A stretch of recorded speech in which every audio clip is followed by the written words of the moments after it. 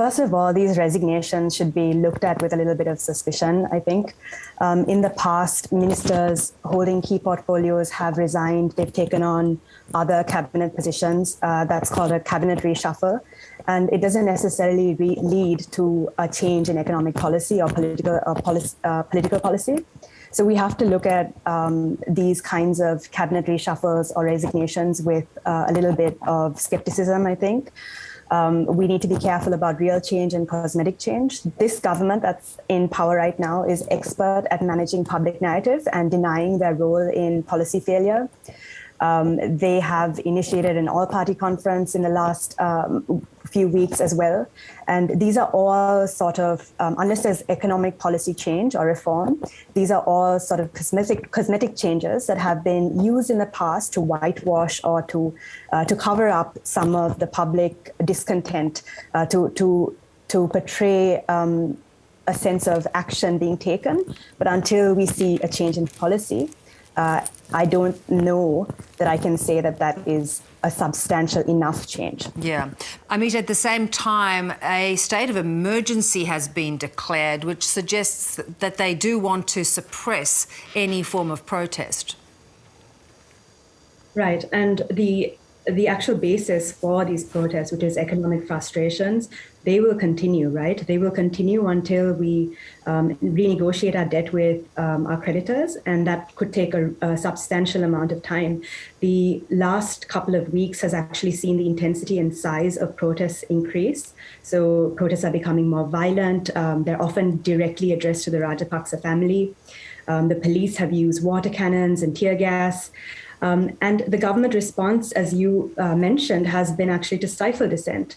Although Sri Lankans have a constitutionally enshrined right to peaceful assembly and a right to protest, of course, the government's response to the protests has been to declare the state of emergency, to impose curfews, and even to impose a social media ban.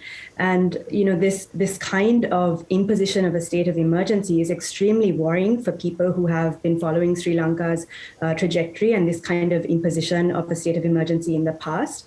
It gives the president the power to make it gives the president wide-ranging powers to make emergency regulations that can override, amend, or suspend the provision of any law except the Constitution. And so it's obviously met with a lot of criticism, a lot of fear, given that it's not been exercised for legitimate purposes. It's been exercised to actually stifle dissent. And in the past, and also because in the past it has been used, such regulations have been used to shut down newspapers, to imprison political opponents without trial or charge, and to destroy evidence of possible extrajudicial executions.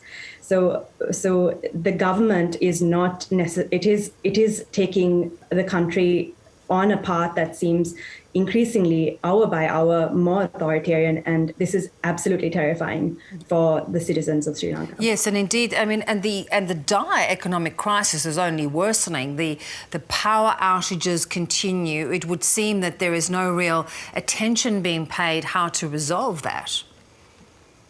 Right, and the new government, as long as the president and the prime minister remain in their positions, an interim government that is, does not necessarily provide the kind of economic plan that will lead to a resolution of these economic frustrations. The power cuts you mentioned have only been getting longer.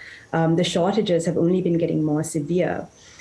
So until that economic crisis and those problems are resolved, this situation is not going to go away by the mere fact of parliamentarians, ministers resigning. In fact, the resignations of some of these ministers can actually be quite costly, because it's happening at a time when the country is supposed to be in negotiations with our creditors. And of course, creditors, the IMF, they're not going to know who to negotiate with if the portfolios of ministers keep changing.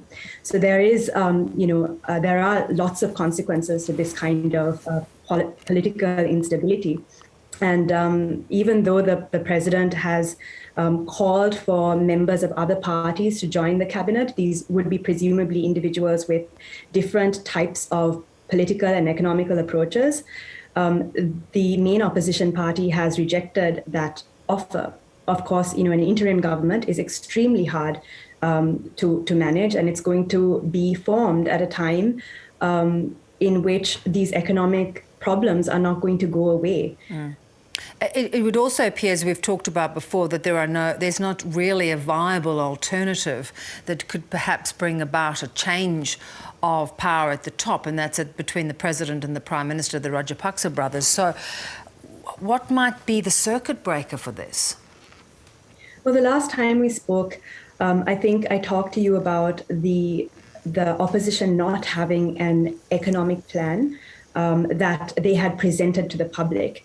In the interim period, the main opposition parties have showed some promise. They've actually they've been meeting. They've put together an economic plan. They are talking to experts to debate and to discuss the finer details of this economic plan. And they're actually, it would seem that different minority parties are also working together with the main opposition parties to oppose the government. And potentially, if a coalition that is large enough can be built, then a coalition, of course, which has consensus on the main points of an economic reform program, then there could be actually now an alternative that is developing. Amita, good to talk as always. Thank you so much. Thank you for having me.